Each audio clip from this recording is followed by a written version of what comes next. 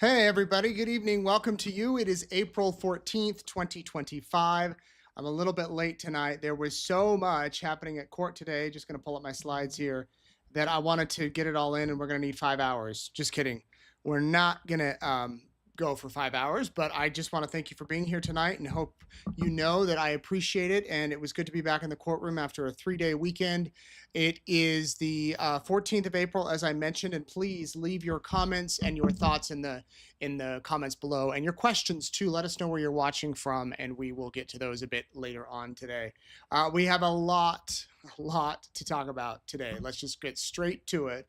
We had 5 witnesses on the stand today. Dr. Derek Baumgartner, he's the medical examiner. He did the autopsy on Charles Vallow, and we have the images. We have the photos. We're not going to show them tonight. We actually don't have them, I should say. They were shown in court today, and they the jurors saw up close, very up close pictures of where the bullet wounds went into Charles's body and where they were able to see how he died, and the medical examiner talked about that.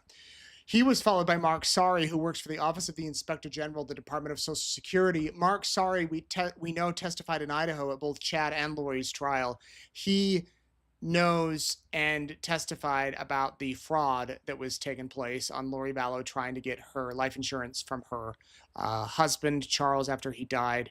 And he talked about that, and Lori cross-examined him. So we will hear from him. Also, Robin Smith Scott. This is a woman who works for Banner Life Insurance. She took the calls when Lori called after Charles died to file a claim to cash in on the beneficiary.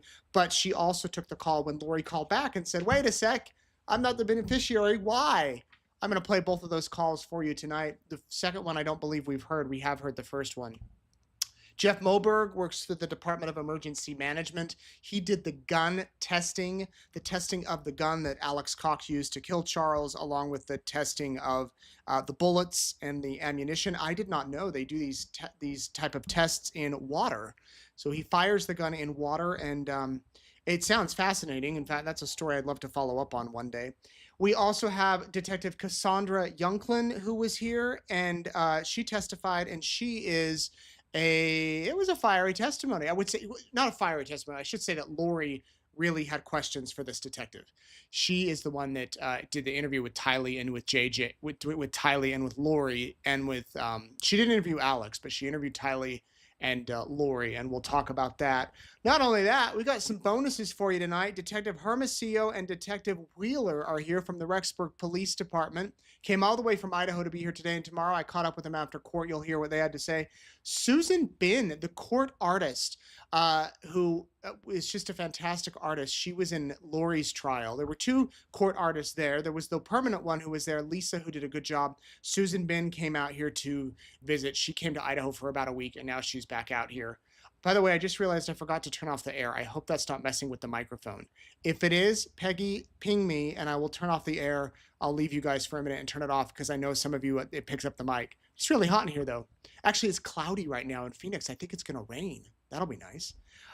Brandon's trial schedule. The judge discussed the trial schedule for his trial. We're already looking ahead to the 4th and final trial in this long saga. We'll go through that for those of you that might want to come out and attend. And then we have Charles Vallow. We will remember him, his life, his legacy, and your questions answered, and shout outs and things like that. So, gonna get to it. And full disclosure, it's my birthday, and my daughter, I think I told you this earlier, she packed a bunch of Easter eggs before I left for the trial for me to open one every day, and she specifically asked that I open this one today on camera. We'll open that at the end. So there's your tease to stay tuned. What do you think's in there? I think she actually had something else in there too. She told me on the phone, but I think it fell out in all of my moving. Anyway, we'll get to that. Sorry to digress here. Why don't we jump right into Dr. Baumgartner? So he did show photos of Charles's body. We saw his head, we saw his chest, we saw his legs, we saw the bullets, those 2 wounds very up close. I mean, the Trina-K really zoomed in on them.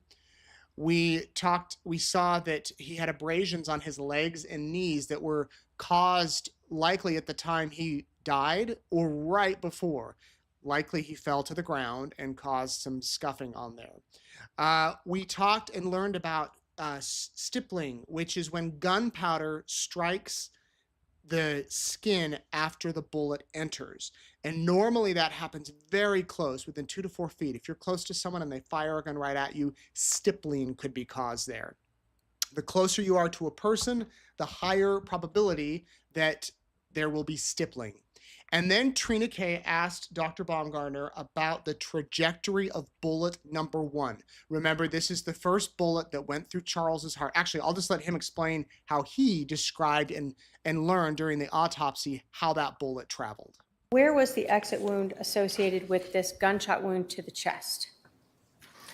So it's on the thoracic back, which is like the middle of the back. I'm going to put 168 up. Is that a closer up of that exit wound? Yes. Okay. And put up 169. Is that again closer of this? It is. How are you able to determine that that's an exit wound? It has characteristics of an exit wound. Typically, exit wounds are not round like entrance wounds. They will sometimes be slit-like, as it is in this case, and typically they're a little bit larger than the entrance wound. Now, when you are documenting injuries, do you measure the distance from the head to the entrance wound as well as the head to the exit wound? Yes. In this case, what was the distance from Charles's head to the entrance wound that we saw in his chest? I believe it was 18 3/4 inches. Okay. And can you tell us, or do you recall what the distance was from Charles's head to this exit wound on his back? I believe it was 20 inches. So about 1.25 inches difference. Yes. When you are performing an autopsy, do you advise what the wound path is? Yes. What do you mean by wound path? The wound path is what the projectile encounters as it passes through the body. What was the wound path for this gunshot wound that entered Charles's chest and exited his back? So it passed through the skin of the chest, the sternum, which is the breastbone, the pericardium, which is a sac that surrounds the heart. It then hit 2 chambers of the heart, the right atrium and the left ventricle. And then it passed through the 9th thoracic vertebral body and exited the soft tissue and skin of the left back. Okay, so did you catch all that? He described how that bullet went right through his body. We saw a photo of Charles's hand that was bloody, likely because it reached up after he was shot to grab his chest. It was only one hand that was bloody. The doctor then talked about wound number 2. This is the one that was fired as Charles was lying on the ground after he had collapsed to the ground after bullet shot number 1. He described the second wound and the trajectory of that bullet. As you were performing the autopsy of Mr. Vallow, did you note another gunshot wound to Mr. Vallow? I did, yes. And I'm putting up Exhibit 172. Where was the other gunshot wound that you observed on Mr. Vallow? On his left abdomen. And do we see in 172, is that what we see sort of above and to the side of his belly button? Yes. Were you able to tell what we see in 172 here, whether that was an entrance or exit wound? I was. And what was this? This was an entrance gunshot wound. And again, were you following the same view of looking at all the same aspects of this wound to determine that it was an entrance wound? Correct. In this entrance wound, did you note any stippling? I did not. Any soot? No.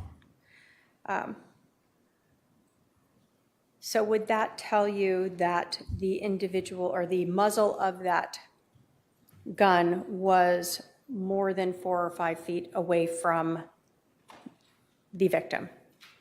Most likely, yes. Did you recover a projectile from this gunshot wound? I did not. So there was an exit wound associated with it. Correct. Now put up Exhibit 175. Where was the exit wound? It was on the back of the left shoulder. And is that what we see in Exhibit 175 here? Correct. I'm going to put some closer up photographs, 176 and 177. What did you note about this exit wound? This exit wound appears a little bit atypical. It has characteristics of a supported or a shored exit wound. What is a shored exit wound? A short exit wound occurs when the body is pressed up against a firm surface while the bullet is exiting the skin. Does that cause sort of this different tearing that we see going on here in that exit wound? It does. If a person was, for instance, laying on the floor when they were shot, would you expect to see a short exit wound in that situation? I would. Okay, so did you catch what a short exit wound is? It's when somebody would be against a surface. If I was lying on the ground or against a wall, something like that. The doctor talked about well, let me just talk about the photos for a minute. I know many of you have messaged me and put in the comments, why can't we see the photos? Why aren't the cameras showing the photos? A couple things. One, they're very, very, very invasive photos, very private photos, photos that you really don't want distributed for all the world to see online. Also, the judge has ordered Court TV and the media not to show those, not to show the graphic photos, to be sensitive in the coverage. They are public record. They have been admitted unless the judge seals them at the end. Anybody is welcome to go to the courthouse and request to see them if you really want to see the pictures. In JJ and Tylee's case in Idaho, in Tammy Daybell's case, Judge Boyce sealed the really sensitive pictures of JJ, Tylee, and Tammy forever. There's like 90 or so exhibits that he's permanently sealed. Now, if someone, I guess, wanted to hire an attorney and fight that, they could. I won't be doing that.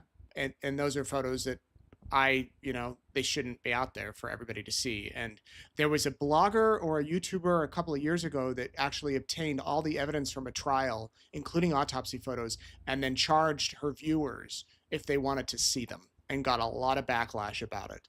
So that's why they're not showing them. They're not seeing it. Now, were they horrifically bloody? No, they weren't. But you saw a dead man with bullets in his chest, little wounds on his chest, and zoomed in, and then we saw the inside of the chest too to see where the bullets had traveled. Well, after the state finished, the defense, Lori Vallow Daybell herself, got a chance to ask some questions. She asked if it's possible there could have been some sort of scuffle before the gunshots that caused, if Charles fell to the ground, that caused the bruises on his knees. And the doctor said, yeah, that is possible. She also asked if it's possible for his tight bamboo clothing, which she really beat that drum the other night. She beat it again tonight. If it's possible that bamboo clothing could have caused the issues with the bruising. And here is how the doctor responded. And it could not be caused by tight clothing? Tight clothing and short wounds is typically like a supportive garment, like a belt or a bra. In my experience, I've never seen it with like a t-shirt or anything like that.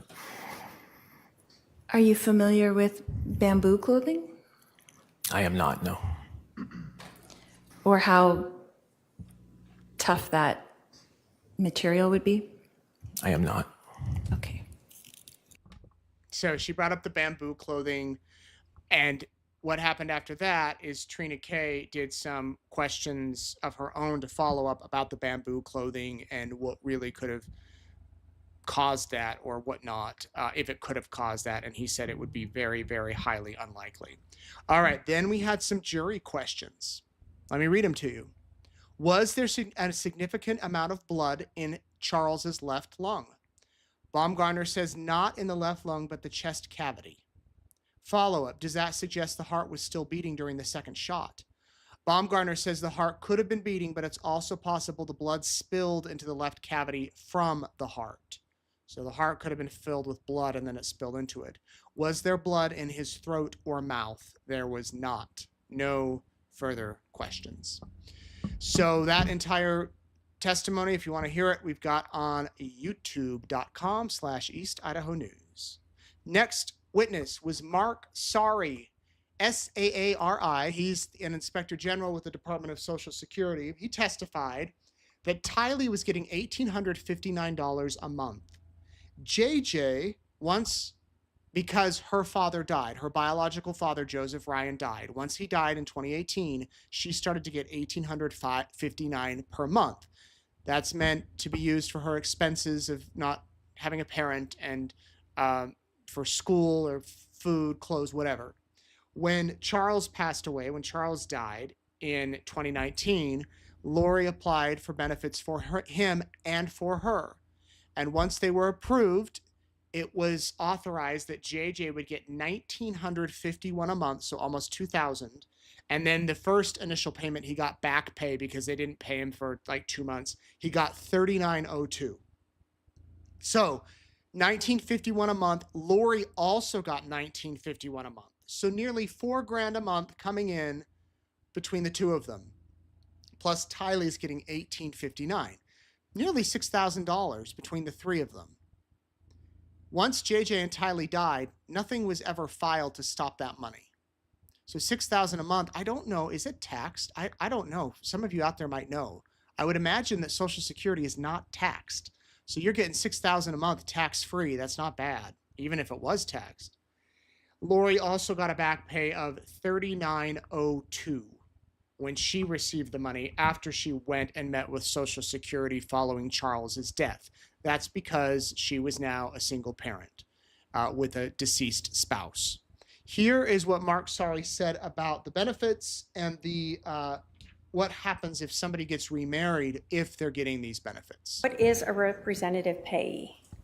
So based upon a child being a minor, we would appoint a called representative payee. So that person would be the payee on behalf of that child. So they would have a bank account and they pay money from us on behalf of that child to pay for shelter, clothes, money, that sort of thing, food, that sort of thing. So in the case of Tylee Ryan, was Lori Vallow the representative payee for Tylee Ryan? Put into a bank account that can be held by both the child and the payee? Correct.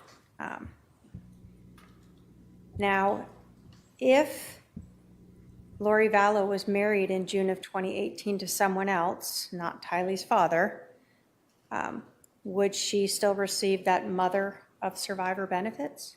She would not. Okay.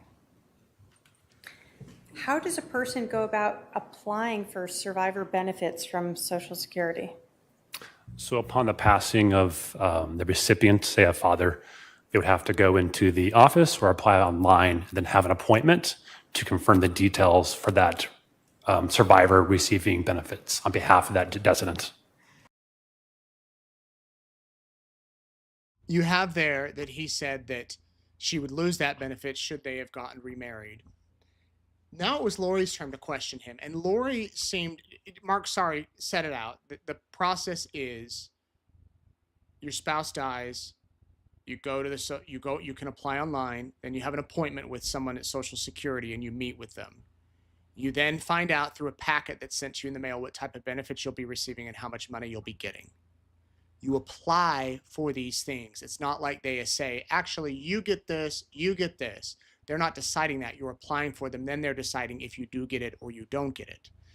Lori seemed to insinuate that when she went in to apply, it's possible they gave her the wrong sort of benefit or they didn't really give her the right thing that she wanted. Here's what she said when questioning Mark Saari. Is an application for spousal benefit? I'm only aware of the two benefits you're receiving, which was for JJ and for mother-child and care. So it could have been a mix-up of the employee. Is that what you're saying? They would have been relying on information you had provided at that application appointment, August 12th, 2019. And this is a filled out form application? Is that what you're saying? It's not just something you verbally give to the employee?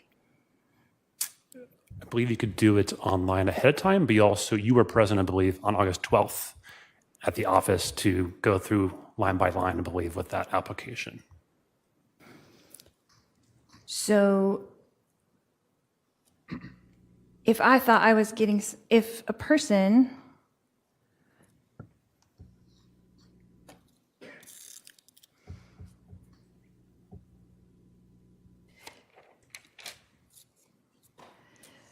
So in your investigation of this fraud, you have seen all of my applications, is that correct? I reviewed any and all documents that we have in relation to JJ as well as to you receiving benefits on his behalf, correct? And you do not recall seeing any spousal surviving benefit application, is that correct? All that I recall seeing was, once again, the two applications, one for mother, child, and care, and one for JJ as well. And isn't that a redundant benefit? Which benefit? The mother in child care and the child in care. Isn't that that's basically the same thing? JJ had a benefit for himself solely, then a second one to be mother, child, and care. Does that To make take care of the child.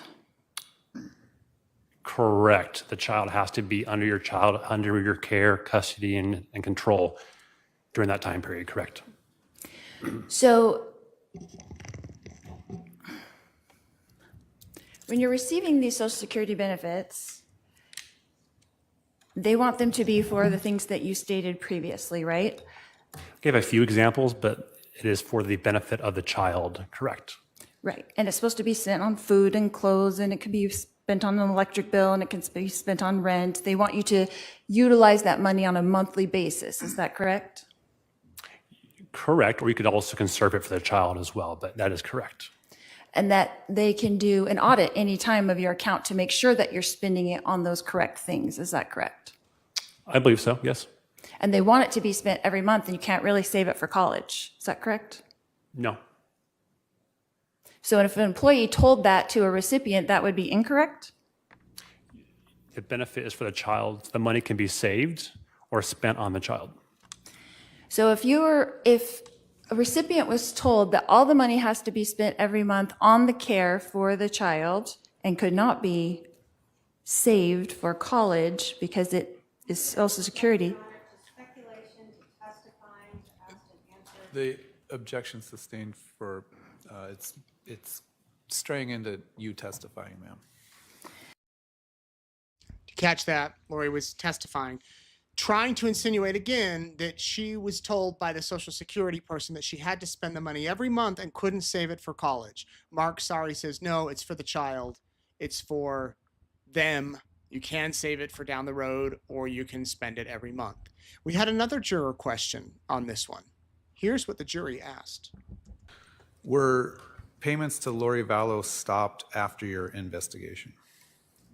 They were, yes. And during your investigation, do you know if Lori Vallow notified Social Security of her new marriage? She did not. Boom. She did not. Based on those questions, did the defendant have any follow-up for this? Lori did witness? some follow-up here. Can I?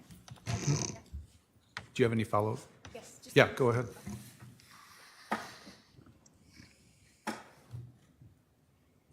Mr. Sari, you said that I did not notify Social Security of my marriage Correct?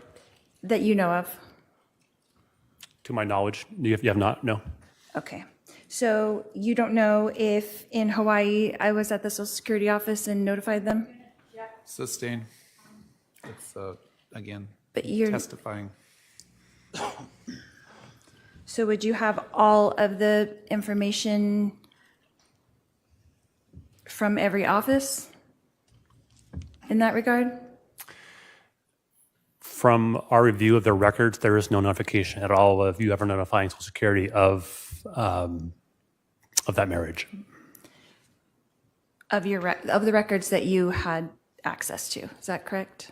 From our review of the Social Security databases, which would encompass notifications, we have seen 0 notifications. And what would you have to do to put in a notification? An employee would have to go on the record and make a change or make a report of contact, that sort of thing. And so that would go into a major database, and then it would be available to you as well? We would have access to view and see if there was any changes made. There were no changes made after August 2019 on your behalf. So none were made in November, that, to your knowledge? There were none made. And is that something that you would be made privy to Yes. in the course of your investigation? Yes. So it's not something that you could have just missed? I did not miss it, correct? Okay. I did not miss it.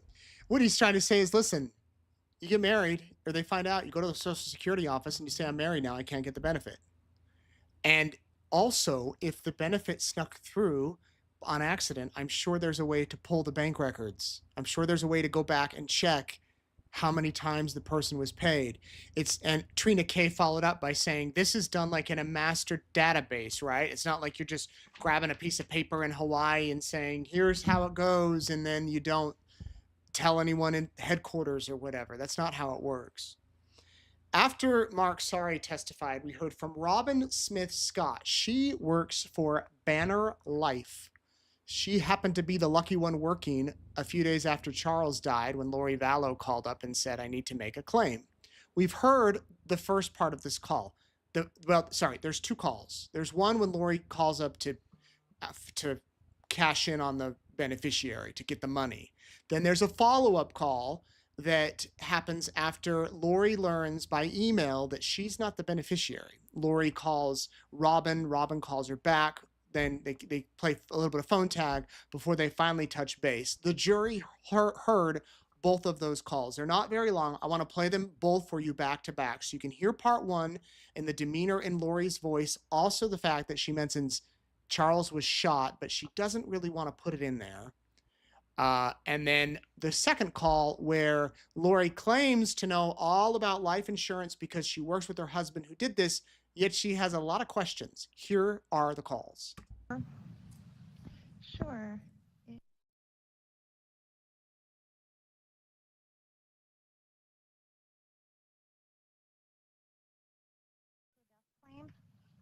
Yes. Okay, one moment, please.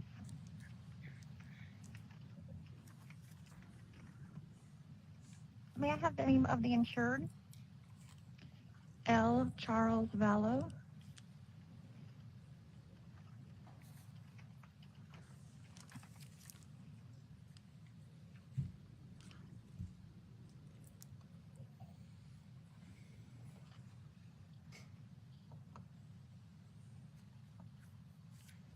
And who am I speaking with? This is Lori Vallow. And your relationship to the insured?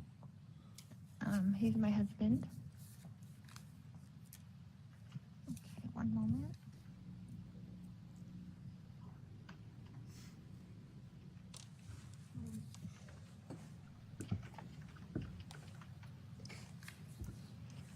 Okay, ma'am, I'm just going to need to ask you a few questions so that I can open the claim, and then I can go over the claim procedure with you and answer any questions that you may have afterwards.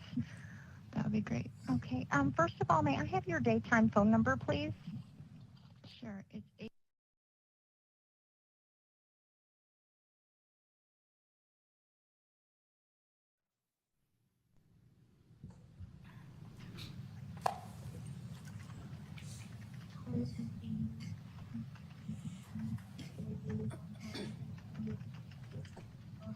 And what was the date of Mr. Vallow's passing? July 11th. And what was the cause of his passing?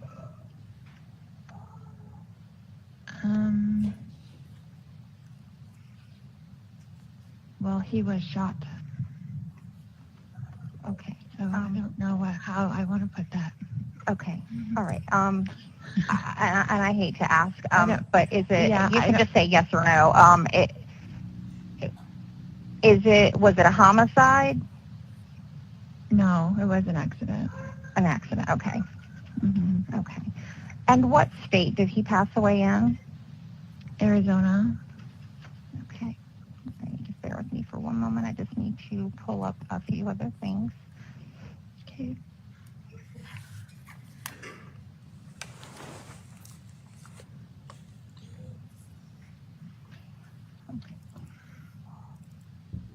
Are you aware of who the primary beneficiary of the policy is? It's me.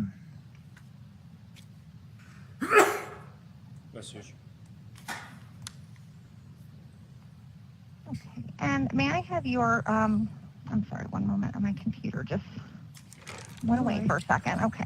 And may I have your current mailing address? Sure. It's 55.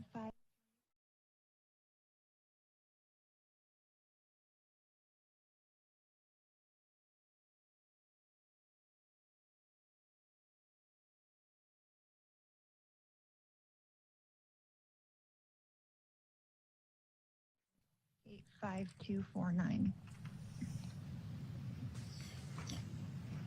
Okay, ma'am. That is all the information I need to open the claim. What we will do now is review the policy and the file to confirm the beneficiary information and determine the claim requirements that we will need to settle this particular claim. Once we have completed our review, we will prepare a claim packet to send to the named beneficiary once that has been confirmed. And the claim packet can either be mailed or emailed or faxed. How would you like to receive a correspondence? Email would be great. Okay, and what is your email address? It's Lori, Lori.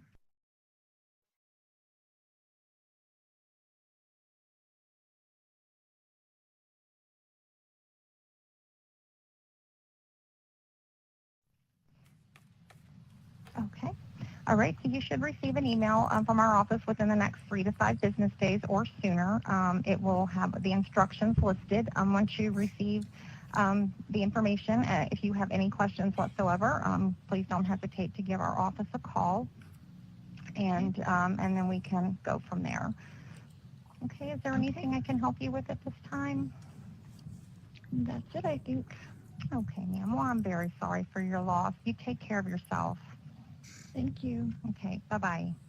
Bye-bye. Department, this is Robin. May I have the policy number? Sure.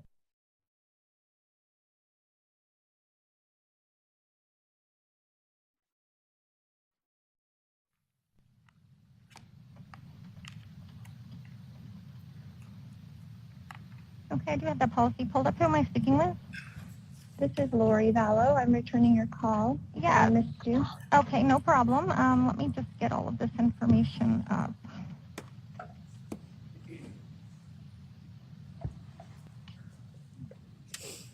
Okay, so in your voicemail, you stated that you had something that stated you are the beneficiary of the policy?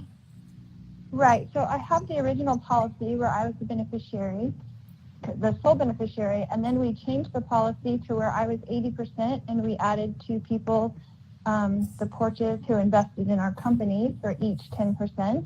And that's the last one I have. That's the last update that I have. So can you tell me when that was changed again? I mean, I know my husband is the agent on record, so he can change it. He's the owner. Okay, I don't see anything regarding the second change that you said. I don't, and with those percentages, I don't see anything at all with you as 80% at any time.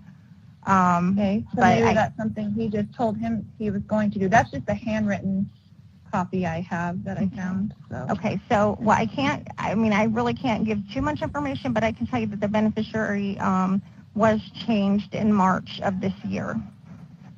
Okay.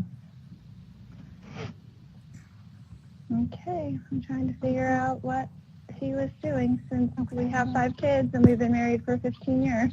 Oh, I'm sorry. So I know he owes a lot of people money, and I was worried if I got money, they'd be coming after me for money. Right, no, I understand that. But now I will be with none. So, but did he change it to one person, or was it several people? Unfortunately, I can't release that. I'm sorry. Okay. No, I know you can't tell. we're in the business. My husband is the agent. He's the agent. Okay. So Got it. Okay. we deal with this business all the time. So I Okay. kind of know how it works, but I'm Sure. completely surprised. Right. We have our Sure. 7-year-old with autism that we adopted together. So I'm surprised that he would do that without telling me. Well, I'm so sorry. So, I mean, there's nothing you can do about that, even though it's community No. property. I mean, it's his No, policy. this He is a owns it. contract that we have with the insured, exactly. So he's able to make any Right. changes, during the lifetime of the policy. Well, can I check? I mean, I have a policy, a $2 million policy on me. And since he's the agent, would he have been able to change the beneficiary on my policy? Not if he was the Oh, yeah. agent. He would have had to have owned the policy, but I can certainly check. But if he Let would me- have signed my name, could he have done that? I wonder. I mean, I don't, I would hope that wouldn't happen, but let me just pull up, okay, let me just take a look and see what I can find on you. Just under Lori Vallow, it would be under Lori in Vallow. Because we have a $2 million policy on me, but I'm not even sure it's with Center Life. I'm not showing that it's with us. Okay. It yes. might be Life of the Southwest. We work with several companies. but Right. I could call them and ask, I'm just asking the question, like, I could call them and ask them and make sure the beneficiary is who I say. I mean, Yeah, I it mean, was I him, would. I mean, if so- you have a concern of that nature, I certainly would call and check on your own policies if you, have concern if Right. something may have happened. Well, and I would have to change it anyway because he was the beneficiary as far as Correct, I know on yes. my policy. Right. So you would definitely want to update that at this point, and Because what happens, like if something happened to me, say today, and it's under him and he's deceased, what happens to that policy? Well, if there's not every contract's different, but I mean, more than likely, if there was not a contingent beneficiary named, it would go to your estate. To their estate. Yeah. But if there's, if there's a contingent beneficiary named, then it would go to that person. Right. Okay. Yeah, that makes sense. Okay. Well, thank you. I just needed that information. Okay, no, not a problem. All right, you take care. Okay. Bye-bye. So what do you think of that? I know many of you are saying, why didn't they play the calls that I played them earlier? If you go back a few weeks ago on Courtroom Insider, when Charles called the insurance company to change the beneficiary, and they kept asking for his passcode, and he kept giving them, they're like, that's not your passcode. He's like, I don't have a passcode. Someone must have changed it on my account.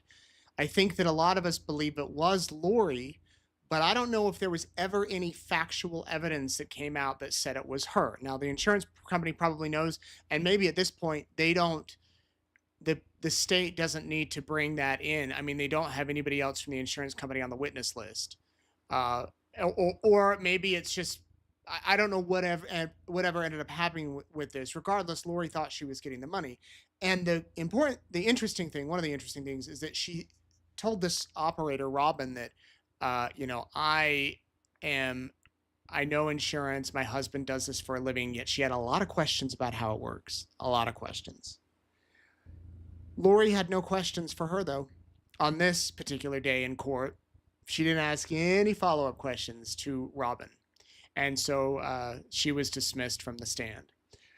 I do want to say, though, I'll say that at the end, actually. There was a slight juror issue with the Social Security testimony. We'll talk about that at the end. 2 jurors talked a little bit about Social Security, and somebody apparently overheard them. So I'll talk about that at the end. Our next witness was Jeff Moberg. He works for the Department of Emergency Management. He testified he's basically a firearms ballistics type expert. And I did not know this, but he actually took the gun that Alex had and loaded it with cartridges, and fired it in water. And this was to determine, and then he compares it to other type of similar weapons and other type of bullets. And long story short, I won't go through his testimony. You can go watch it. But he testified that the bullets that were found at the scene were fired from the gun that Alex Cox had in the house. So he determined that another guy, what happens is he did his investigation by shooting the gun into water 3 times. and then gathering the bullets and the residue and everything he can from the, not the residue, but the shell casings and whatnot. And then he does his investigation, which is like 12 or 13 pages. And then someone independent of him in the same department does the same exact testing without letting the first guy know. And both came to the same independent conclusions. You can go watch that testimony if you want. Then we had Cassandra Younklin. She's the detective, one of the detectives with the Chandler Police. She was working the morning of the shooting on July 11th. She was on her way to a community event. She heard on the radio about some sort of shooting. About 15 minutes later, her sergeant or her supervisor calls and says, "Can you go to the scene?" She shows up at the scene. She said Alex was not upset. He was calm, casual. And then with some time that morning, while she was there, Lori and Tylee showed up. She didn't see the exact moment when they pulled up, but she did see a blonde woman and a teenage girl who were there at the scene of the crime. The word of the trial, one of the words of the trial is nonchalant. She said Alex was acting nonchalant. Lori was acting nonchalant. We've heard that from many, many people describing the demeanors of these people. And then she talked with her supervisor, and Cassandra, Detective Younklin, did not know that Lori knew that Charles was dead. They assumed Lori didn't know based on her behavior. And so Cassandra spoke with her supervisor and said, "We better go and let her know that her husband is dead." But she wanted to do that away from Tylee. She didn't want to tell Lori in front of Tylee because she's a juvenile, she's a minor. And here's how that played out. Opened the van. I made contact with her. I think at some point I asked her something to the effect if she would step out of the van to talk to me. And at that point, she said that she already knew because she was there, which was kind of a surprise. I wasn't necessarily expecting that. And at that point, I confirmed with her that he had died and he was deceased, and quickly kind of conferred with my sergeant away that at this point her and Tylee are now witnesses to the event and they need to be interviewed, obviously. Okay. So it's normal for detectives to have to make death notifications, Yes, and you have made death notifications in other cases. unfortunately, yes. And so in this case, you yourself was the one surprised to learn that you didn't have to give her a death notification. I was. Did her demeanor change at all when she's telling you that she was there and knew he was dead? No.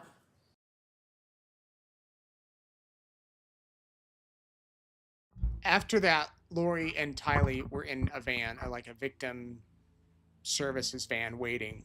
And at that point, they are now witnesses to the crime, or to the shooting. At that point, I don't know if they had deemed it a crime. And so Detective Younklin says, "We need to get these guys down to the police station." So the supervisor says, "Take them down." She drives, and she said it was such a bizarre conversation because you can't talk about what happened. You don't want them to say anything about what happened in the house until they're in the police station. The cameras are rolling. You've got it on the record.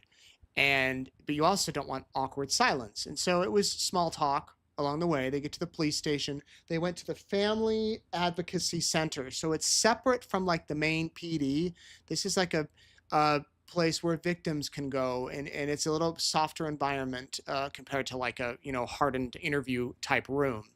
They stuck Tylee in one room. They stuck Lori in the other room. I have played and we have posted the entire interviews on our YouTube channel if you want to watch them. The prosecutor went through parts of Lori's interview today and played maybe 5 to 10 second snippets, probably 8 or 9 of these, just different points of what Lori was telling Detective Younklin. Now, Lori objected to this. She said she wanted the entire recording played. The judge overruled her objections each and every time, when at the end of the testimony, he said the reason he overruled it is because the rule that Lori was citing did not apply in this circumstance. It will be interesting if Lori, on her cross, plays the entire 50-minute interview to give the jurors the whole tape. She can do that, I believe. Yeah, she can, because the prosecutor admitted the entire interview as evidence. So there's a chance we hear the entire 50-minute tape. So if you want to get, up to speed on it, you can go watch it. So clips of the interviews were played, including parts where Lori talked about how they adopted JJ, how the timeline of the morning, and how Lori had the phone and Charles was so mean and chasing her around. And why? Trina K asked, did Lori ever say, if Charles was so upset and things were getting so escalated, why didn't Lori just give the phone back to calm him down? Just give him the phone so he can leave with JJ. Lori never explained that. And then the shooting happens. So Lori walks her through this entire thing. Then Tylee is interviewed by the same detective. And then they need to go back to the house because they're not suspects. Alex was also being interviewed by another detective. And Detective Younglin takes them back to the scene in a van.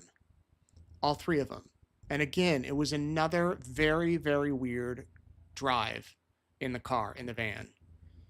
And they get back and they get into the rental car that Charles had there at the scene. The scene was still being processed, so everything was locked down. Nothing could be moved. They couldn't take her car. They couldn't take the Jeep that Tylee was driving. They couldn't take Alex's truck. So they had to take the van, or the rental car from Charles. So they took the rental car.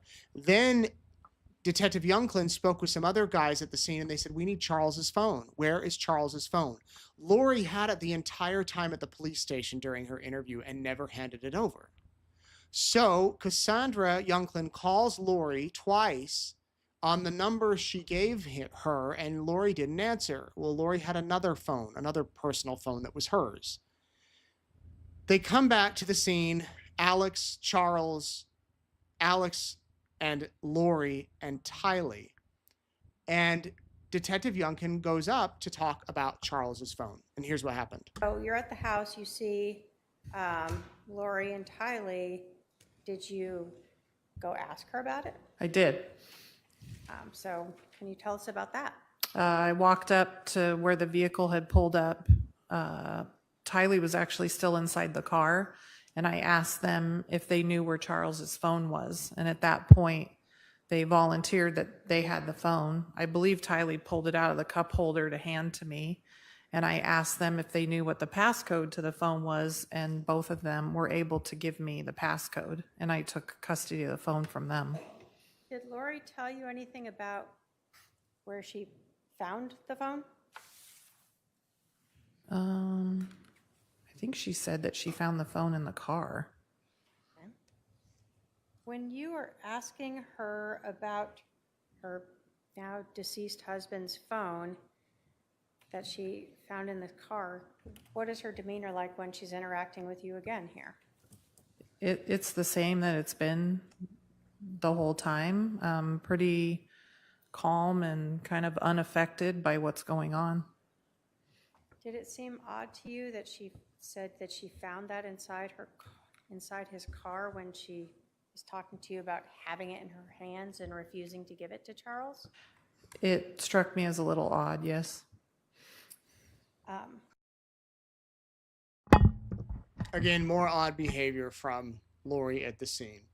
Well, then it came time for Lori to question the detective. And it went down some interesting lines. In fact, Lori didn't get to finish because the time for the end of the day came, 4:30 came. So Detective Youngkin will be back on the stand tomorrow. But here was Lori's line of questioning about what went down at the police station, what went down in front of the house when the detective went to tell her that her husband was dead. And here's just a clip. And you talked about my demeanor, right? Being ordinary. Is that what you said? Being ordinary? You said ordinary, non-emotional, nonchalant. Correct. What's your definition of nonchalant? Pretty almost detached, just calm, doesn't really matter, kind of Not extraordinary. Do you have a degree in psychology? I do not. Do you know what a person should act like if they're in a stressful situation? So there isn't one way to act. There's just behavior that is striking. Striking behavior. Correct. Okay. You said that Tylee and I were in the van. Is that correct? Correct. When I came over to talk to you. And who was with you? My sergeant, Sergeant Lockwood. And was Detective Moffat not with you as well? He was not. And so you had stated that you had asked me to get out of the van? Is that correct? I was trying to get you to come. My intention was to get you to come out of the van. And then you made a statement that you were there. You already knew. What did you say that made me say that I was already there? I was asking you to step out of the van. And you said, I was there. I already know.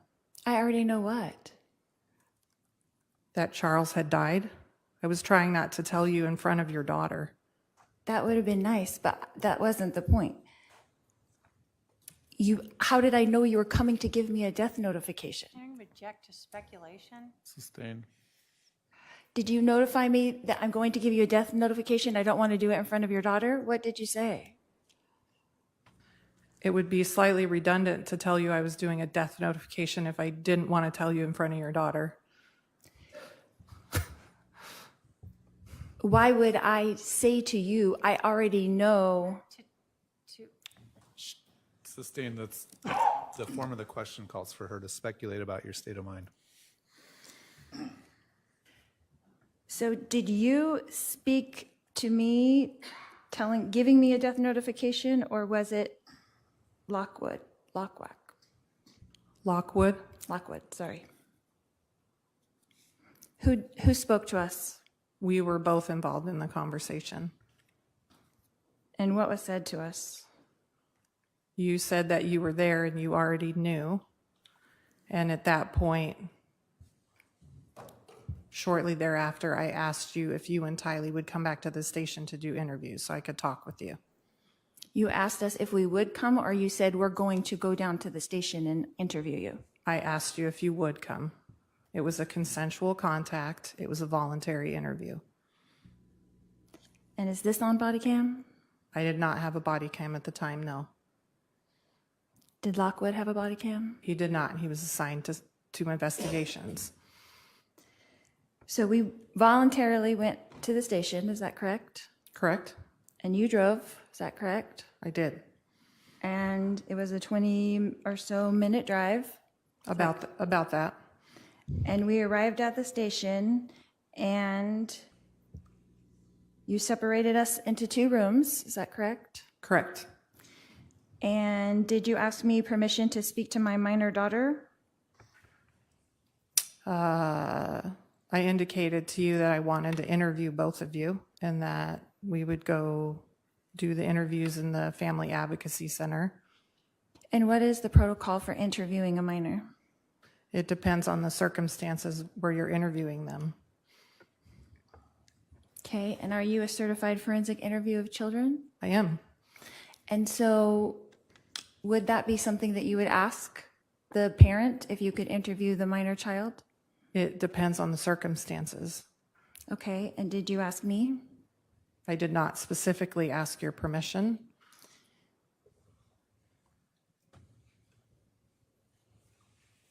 Did you ask Tylee if she wanted to be interviewed? Can I object to hearsay? Well, the question, I'll overrule the objection. The question is, did you ask Tylee yes or no? I did at one point ask if I could speak with her. Did either of us know that we were being videotaped? I don't know. Were we told that we were being videotaped? No.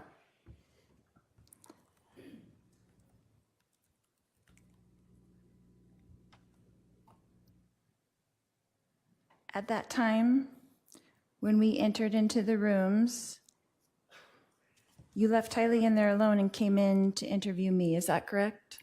Correct. And how long was that interview that you and I had? I think it's about 35, 40 minutes, maybe a little longer. And so that whole time, Tylee was in the room by herself, Correct. not knowing she was being videoed, correct? I don't know if she knew or not. And without her medication, correct? I don't know, but I believe so. And I was worried about her, if you recall. Is that correct? Object to relevance. Sustained. Do you always wear your gun when you are doing a forensic interview of a child? The majority of the time now, yes, because my assignment's different. When my assignment was in our family violence unit and I was doing forensic interviews of child victims, then no. Did you treat us like we were victims that day? Actually, yes. And did you think that wearing your gun might be intimidating to a child? No, given her age, no. Is that your normal protocol? An object asked and answered. She can answer. Overruled. For which part? For wearing your gun doing a forensic interview of a child? So I wasn't doing a DFI of Tylee. I was doing an interview with a witness to a scene. If it was a DFI, it would be different. How would it be different? So a dedicated forensic interview of a child is much different. It's structured much different. It's conducted much differently, and they're typically done of victims of very specific allegations. Physical child abuse, sexual child abuse, things along those lines. The interview with Tylee was done basically as a witness interview. I did defer some to almost like a victim status, but her interview wasn't a DFI. It wasn't done as a dedicated forensic interview. She was a witness, a potential witness to a homicide. Okay. After the judge kind of cut it off near there, dismissed the jury, and said, Lori, in so many words, you have got to stop saying, I believe, and adding stuff to your questions. He warned her again to stop. But then he brought up a bigger issue, the fact that Lori's evidence, they said that there's something, they can't open the flash drive that the prosecution gave them through the program for the cell phone extraction on Charles's phone. We're in the middle of trial. It's just so crazy to hear stuff like this. Like, wait, what? You can't open it? And the state said they plan to rest Thursday. So the prosecution said they plan to have witnesses through Thursday, meaning come Monday or Thursday afternoon, I imagine Monday, it's the defense's turn. So we'll see what happens with that. We'll see what happens tomorrow when Detective Youngklin's back on the stand and Lori continues her questioning. The judge did seem to insinuate that in this trial, what Lori is trying to get in from her expert, Lonnie Dworkin, who's not in town but is getting in town tonight and is going to try to open the flash drive, that it might not even matter in this trial. The judge might not let any of it in. But for the next trial, for Brandon's, the deadline maybe hasn't passed. So they can try to get it in for that one. I mentioned earlier that Detective Ray Hermosillo and Detective Eric Wheeler were in town. They're in court today and tomorrow. They came in and sat with Colby Ryan, caught up with them along with some other reporters after court. Here's what they had to say. What is it like to come here to see this, to see Daybell representing herself as someone who has worked this case in Idaho? It's interesting. It's kind of what I expected it would be. I watched a little bit on TV, but I'm just down here to support Colby and Kay and be here for those guys. As someone who knows Daybell well, what is it like to watch her act as her own attorney and cross-examine people? Like I said, it's kind of what I expected. I've listened to her speak before. I kind of know kind of the way she is, and so to hear her and to hear the things she's saying, some of it's surprising. Just on areas on what she's going towards and the question she's asking, but overall, I think that's Lori. Why was it important for you to be here to support people like Kobe? Because we've been through this together for 5 years. I've gotten to know Colby really well, Kay, Larry, everybody. So I'm just here for them, and I think it's important. They need to know that. Justice is something that law enforcement works towards. What would it mean to see justice here in Arizona? I mean, it's all part of the same thing, right? From Idaho to here. And so it was important for us to get justice there. I think it's just as important here. What was it like being in there on the other side? Like, this isn't your case. You're kind of there as an observer. Right. I was hoping it would be a lot less stressful, but you still kind of have that anxiety, and you still feel for the victims and the family that have to kind of hear that and go through all that again. And we wanted to come down to support, I think Ray mentioned it, I think we wanted to support the law enforcement here because they supported us in Idaho, and the victims and their families, and get the justice that we feel like they deserve. Was there anything that stuck out to you about today? No, I was really interested to see how it was, with her representing herself, how that was going to go, and some of the stuff's really hard to listen to, and so, but nothing that was like shockingly new to me, but just kind of interesting how that her defending herself's going. I forgot to mention, and some of you were pointing it out in the comments, that Lori brought up the fact that this went to a grand jury and the judge cut her off. You can't let the jury know that this was a grand jury indictment. And she said, I think something like, you told the grand jury, boom, cut it off. Can't mention it. Don't mention it. The end of today was something. We have the whole thing on YouTube. You can go watch it if you want. All right. Now, I told you I had a packed show, everybody. I'm going all out for my birthday. And sorry if I'm going long, but want to show you these amazing sketches. This is what the courtroom looks like from our angle. You rarely see a wide shot, but Susan Bin, who is a court sketch artist who came to Lori Vallow's trial, and Chad Daybell's, came to Arizona. She's here for this week. You can see this is a layout of what it looks like. You've got the bailiff, you've got the clerk, you've got the defense on the left, another clerk, the judge at the top, witness, the jury's on the right, the court reporter, the lectern, with the prosecution on that side. So that kind of lays it out for those of you that have not been in there. Here are some other sketches that Susan Bin did today of the judge on the lower left. You've got Lori Vallow on the lower right. You've got Colby Ryan, who, yes, was there today. He's middle right. You've got, let's see who that's the first witness that we heard from today, Dr. Derek Baumgartner, the ME, and then you had Ray Hermosillo at the top there. She did these with watercolors in the courtroom, and then some of these were done with her iPad. There is the judge, there's Lori questioning a witness, and then here is another watercolor that she did from the seat. So it's fascinating. Susan was sitting right next to me, and it was fascinating to watch her work. I caught up with her after for about 2 minutes. Here's what she said about how she processes it and how she does her work so quickly.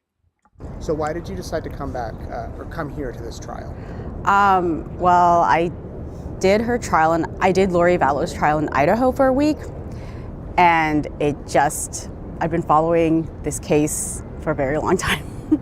And so it felt correct for me to just, I guess, internally to want to come and do do another week of this trial in Idaho, just for personal reasons. But also, I have a little bit more experience now doing different types of courtroom sketch art. So I kind of want to see how this court ecosystem was like as well, considering there is a pooled camera in this trial. Right. Okay, yeah, that's a good point. So how do you get the sketches out so quickly? I feel like, honestly, anyone can sketch really quickly. Not like yours. If you're an artist, what I do is not that intense or amazing. I think the intense thing is just the setting. That's actually more of a stressor than doing the art. And so under certain conditions too, like the art doesn't come out as well. Like I didn't like my art for today, but it is what it is. So, I mean, years of drawing will get you to draw really fast. And you used watercolor today? I used watercolor, and then I did one thing on my iPad, but yeah, watercolor mainly for the traditional stuff. Yeah. And what was it like to be in there? It was a different vibe from the Idaho trial. Honestly, I kind of, I feel like I felt more emotional during the Idaho trial, just because I think that was my first live court experience as a sketch artist. I've done sketch art kind of like through Zooms and stuff, but so I was much more nervous. This one I kind of like locked in and was trying to figure out what I needed to draw. That's how you did it. That's how it was like as an artist in that courtroom.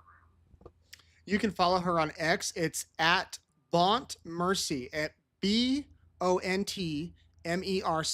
She's got all sorts of court sketches on there. She's traveled the country doing these court sketch works, and she'll be back again tomorrow. I'll share some of her art with her. Okay, I got to mention Alan Browning Law, our sponsor of Courtroom Insider during this trial. Thank you very much, Alan Browning. If you want to learn more information about the services they provide, go to their website. They're based in Idaho Falls. They practice law all up and down East Idaho.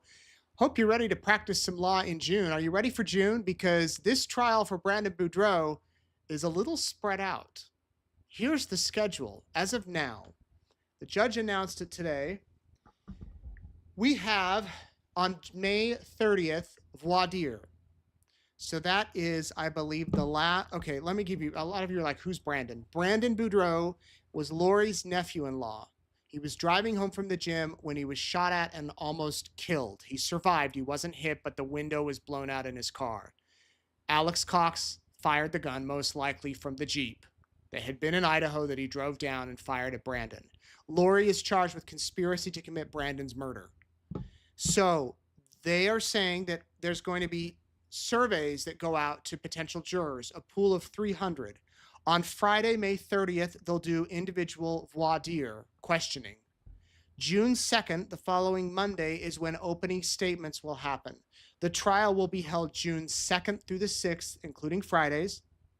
June 9th through the 13th, half day on the 13th. Then no court the following week.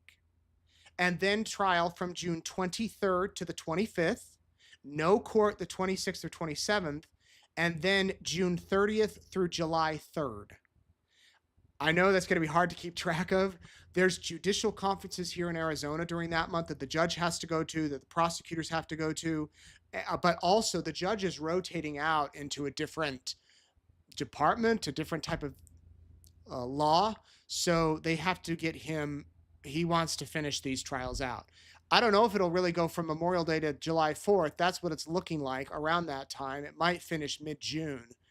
But plan on spending June together, Courtroom Insider every night. I bet it'll be hot then, hotter here, with a couple of weeks on and off. So that'll be nice. There is where you have the schedule. Did I get everything? I did, except Charles Vallow. We remember him today. I hope the photos of Charles Vallow that I remember, that people in the courtroom remember, are pictures like this rather than the photos we saw today in court. May he rest in peace, and may his memory be a blessing to all of those who knew him and loved him. And I feel like all of us have kind of gotten to know him over the past few weeks. So tonight we pause and we remember Charles Vallow. Let me go to your, actually, before I do that, Emmy's egg. I realized I grabbed the, you're going to be like, wait, you held up a blue egg earlier. I looked, and the blue egg I held up was actually yesterday's. This says day 18, birthday boy. I'm going to open this before I get to your questions from Emmy. She has a little duck in here. She knows that Tammy Daybell loves ducks. I don't know if you can see that. Probably not the focus. It's a little tiny pink duck. And a candy. I don't know what type of candy that is. A root beer barrel or something. And a note. And it's a very nice note. I won't read it. It's kind of personal, but it's very nice. Thank you, Emmy. Thank you for watching. I think they're all watching tonight. We're kind of celebrating the birthday. Hopefully they're not watching the whole thing. Everett, thank you for watching too, buddy. I love you too. And I've got to show you this photo of Elliot. He's our 6-year-old, and he had a major fall today on the playground, and he had to go home, and he broke his glasses. Wait, hold up. Ah, there we go. I don't know if you can see his face. He had a nosebleed, a chin bleed, his eyes were hurt, his knees. So right in the afternoon session, as it started, Erica texted and said, "Can you talk to Elliot?" I'm like, "I can't. I just got in court." But I called him after we FaceTimed, and Elliot, I love you too. And Erica, I'll be home soon. This is the 3rd year in a row I've been covering Vallow for my birthday. So with that, I'll do one more thing. I have to thank the 2 ladies who drove from Springville and brought me a gift at court. I was kind of embarrassed if you all were there.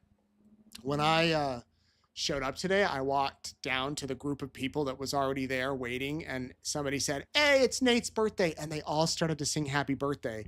And I probably turned bright red because I was embarrassed, and I'm like, "Oh shoot, the judge is holding court." I'm like, "Keep it down." But thank you very much. I appreciate all your birthday wishes, and it has been an honor to talk with you every night about this trial, and thank you for letting me share my knowledge and trusting me to bring you the news. April 14th, shout out Don Worley from Carver, Minnesota. I'd appreciate if you could wish my wife, Penny, a happy birthday on April 14th. Penny, happy birthday. I'm glad we're celebrating together. Penny's been following since Hawaii. You've never missed an episode. You look forward to it every night. Thank you. I appreciate that. We're both fans. Thank you. Happy birthday, Nate Eaton. They're all singing. Appreciate that. Lisa Hill, Carrie Livingston, Kara Lee, Aiden Whitlow, Greg Jones, Ryan Snapple Apple Snapple met you today. Thanks for watching. Good to see you at the courthouse. Greg Jones, Sean Cassidy, Deborah Owens, Shelly Hines, Pat Collier, Tiffany Evans, Tom Evans' sister. Talked with Tom today. Thank you, Tiffany. Krista Hera. Thank you. Hurrah, Hera. We have people watching in Maryland, Canada, Australia, Turkey, Greece, South Africa, Vancouver Island, Wipey, Idaho, Whippy, Seoul? No way. Seoul, South Korea. Amazing. Okay, and let me go to your questions. Why aren't Melanie Gibbers and Lemon not witnesses in this trial? They were there with Serena and the other girls on that girls' weekend. I've had a lot of people ask me that question. Simple answer is I don't know. I think that the prosecution maybe wanted to go with the other 2 women because, one, they haven't really been in the spotlight. No one's heard from them. No one's testified about. They have not testified. And maybe they wanted to see how Lori would react to certain witnesses. It's possible that Lori, with those 2 witnesses, Zulema and Melanie, and even her niece Melanie, could start to bring up questions that might dirty the water with the jurors, and the prosecution didn't want to go there. So they picked the least threatening witnesses. That is one of my theories. I'm not saying that's true. I'm just saying that's possible what the prosecution thought. If I get to interview them after the trial, Trina K, I'll ask that. When the judge gets a case, does he have an idea of what's it about, or is he hearing details for the first time? First time in most cases. In fact, this judge was just assigned it. He didn't know anything. He didn't know anything about it. I've learned, according to people I've talked to. Now he knows a lot. Any thoughts on how they will bring in the children's death? Daisy asks. No, but I want to read you. I texted Rachel Smith, the special prosecutor in Idaho, and I said, I get so many people asking why the jury can't know about the kids and the history. She said, it's called other bad acts evidence. That type of evidence only comes in if the judge thinks the bad acts evidence is so relevant that it overcomes any prejudice. Does the good of it greatly outweigh the harm it does? So the judge has to decide, is knowing that going to be much better for this case than the harm it could cause? Because you tell any parent, you tell any juror, by the way, she killed her 2 kids and her new husband's wife, immediately there's a prejudice. Since the kids died later, it may be that the judge has decided the kids' evidence is too harmful and not needed on the question of Charles's death. I hope that makes sense. We'll see if more comes in as the trial goes, especially if Lori testifies. Will Lori be defending herself for the next case? Yes, she will be. She wants to be her own attorney for that. Were you in lightness, Carrie asks, as to what happened to Lori's previous husband before Charles? Yes, Joseph Ryan died of a heart issue. So they say. He was cremated. There's been questions on what may have caused that. if Lori was involved. There's been no evidence of that, but a lot of people believe that was the case. So you can make your own decision. Her two husbands before that have gone off the grid and are living life somewhere and have had no interest in talking to the media. Why isn't Colby testifying? Well, they don't want to call him as a witness, one reason, and they obviously feel like they can do their case without him. Yeah. After the trial, what will you do with your free time and your job? Well, this is just part of my job. I run East Idaho News with some really good people, and I do other stories all the time. And I do think that I'm going to go cover Brian Koberger in Boise, and maybe looking at going to some other trials. So we'll see. We'll see. In May, my wife and I have a trip planned that hopefully will go on pending this trial. And I'll tell you about that when it's locked in. It's fitting for this trial, for this situation. Have I ever considered putting the Courtroom Insider episodes on a podcast? Sydney asks. Yes, I actually have. And we're working on that. It's easy for me to just go YouTube here, and then maybe after we could upload it. But thank you. I appreciate that. We have talked about it and hope to do that soon. Have I ever thought about bringing Courtroom Insider on the road? You could come to various cities, bring Jordan and Peggy too. That would be a lot of fun. I don't know how I go to various cities though if I'm here at a trial, but maybe after the fact, jump around to see. We did think about maybe doing I shouldn't bring this up because doing a live Courtroom Insider from like a diner around Arizona or something, Mesa, and inviting you all to come down, and we'll go live with an audience. That would take a lot of coordination, but we'll see. Has Lori's name been legally changed to Daybell? I don't know if it's been legally changed anywhere, but we do have the marriage certificate, and she did legally marry Chad. And it has now been changed on the Arizona documents. Is anyone in courtroom there to support Lori, such as a mom, sister, or friend? No one is there to support her directly. I think I'm going to stop there. I know you have a lot more, Peggy, that I think we're going to save for tomorrow because I have talked a lot. Everyone's saying the judge is coughing. I think there were less coughs today, and I don't think it was the judge who's been coughing a lot. He has been coughing. I think it was somebody on his staff or somebody else. But I think the coughing was less today. Just know it wasn't me, okay? Everybody, thank you so much for being here on my birthday. I love celebrating with you. I'm going to pull this up to let you know where you can find me, my updates, my Instagram, my X account, except my computer just froze. So just look me up. Actually, here, I'll show you right here. There you go. It's a little outdated. We have the old Twitter thing on here, but I'm on Facebook, I'm on Insta, X, and YouTube. You can also follow our family channel. It's Meetin' the Eatons on youtube.com. Everybody, it's been great to be here with you. I am going to get ready for bed and go to sleep. We'll be back tomorrow. Courtroom Insider, same time, same place. Court starts in the morning at 10:15. That's when the jurors have said to be there. And I'll be rocking and rolling with the updates. Again, state goes through Thursday. Then we have a weekend Easter break. And then we're back with the defense on Monday. Closing arguments, verdict. We'll see. Have a good night, everybody.